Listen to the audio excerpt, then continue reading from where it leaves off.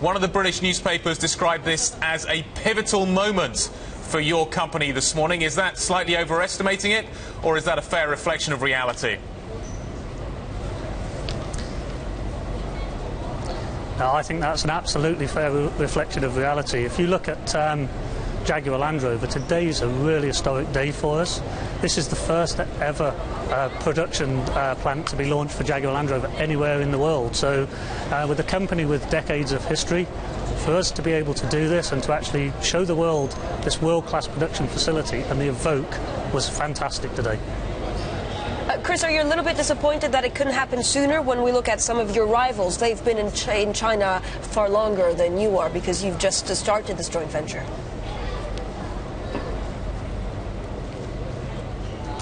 No, we're not disappointed about the timing. We actually only established this joint venture late in 2011. So we've actually launched this joint venture in just under 2 years, which is a fantastic achievement by all of the team. Chris, the headlines are full of data today talking about the fact that China's economy is now only growing at a rate that we saw back in 2009, i.e. not exactly great growth by historical standards. Can you give us a sense of the demand that you're seeing for the Evoque at the moment, what your expectations are, where you see the economy going?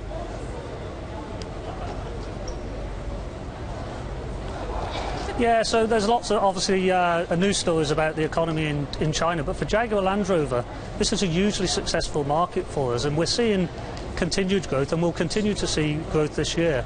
And for the Evoque, it's really been a groundbreaking product for us, and last year sold over 30,000 cars. How many can that increase, Chris? If you look at, the number of cars you may sell in China over the next 1 to 2 years, thanks to this new factory, is it exponential? Are we talking 30% extra? Are we talking 50% more?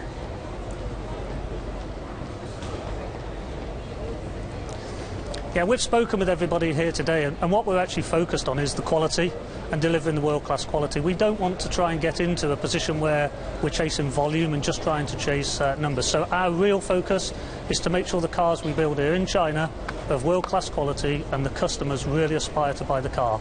If we can do that, we'll be hugely successful in China. Chris, can we talk a little bit about pricing?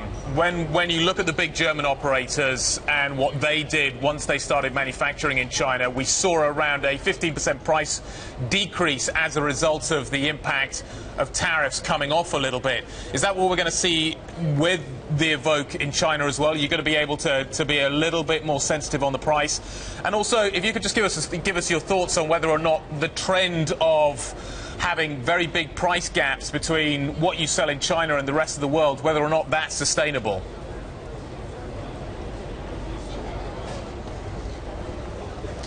Yeah, so today really is about the launch of the facility, not about the launch of the car, although we have shown people the Evoque coming off the production line today.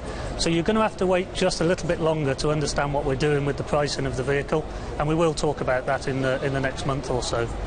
With regards Chris, to the difference in vehicle pricing, that's exactly why we're here. Sorry, could you repeat?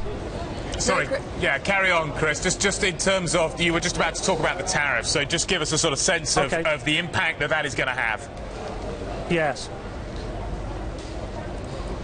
Yeah. So with regard to the tariffs and the cost of the vehicles, that's exactly why we're standing here today launching our first locally produced product.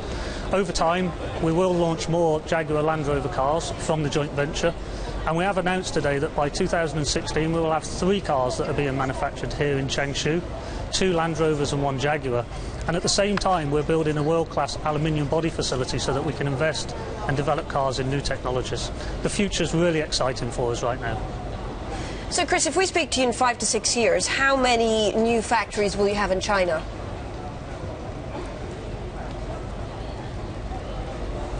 Well, who knows?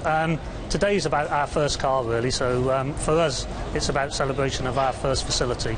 We have installed capacity here for 130,000 cars, and as we move forward, we'll listen very carefully to our customers, and if we need to, then we'll adapt our plans moving forward. So who knows?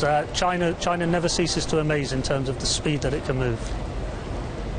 What about Coventry? Amazing. What about the Black Country and Birmingham, and what happens up in the west of the UK as well, in terms of how the workers feel there? Is this the thin end of the wedge? I know the unions are broadly on board with this at the moment, but does this any way detract from manufacturing capability in the UK?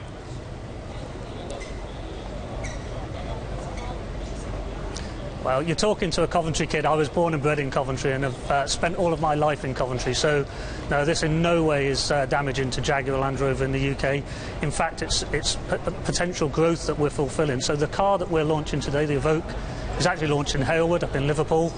And Halewood's already been running at maximum capacity. So this just gives us a chance to continue to grow. But in no way is this a threat to the Jaguar Land Rover UK facilities, which are all doing very well and performing very strong. Chris, congratulations. Thank you for taking the time to talk with us today. Chris Bryant from Jaguar Land Rover.